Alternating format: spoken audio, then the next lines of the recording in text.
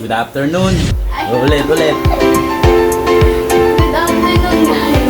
So yun, good afternoon guys. Magagawa nga pala ako ng chili garlic na style and chowking. Ito yung mga ingredients ko. So ito nga pala ang sili, marami. Bawang, ayan. Mantika, toyo, sugar. Ito, sapat na yung sugar na yan. Hindi naman kailangan matamis. At saka 5 spice, ayan. 5 spice. At gagamitin ko ang aking pinamana sa akin ng aking mother, ang maraming klase na magagamit. Ayan. Food processor na pang-aramihan. So yun na, let's go! Alisin ko lang to guys sa tangkay. Top na.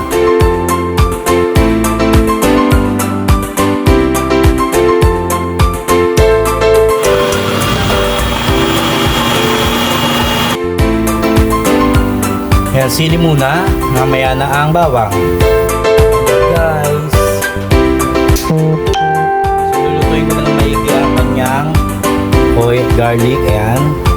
Ang lasa po niyan ay pang chowking. So, kailangan pang mapadar ko ng konti. At masarap yan. So, ay homemade na garlic, chili garlic oil.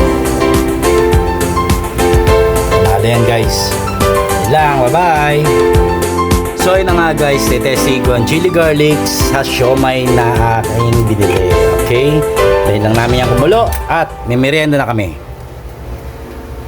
May merienda na, testingin na po namin ang aking ginawang chili garlic. Yan.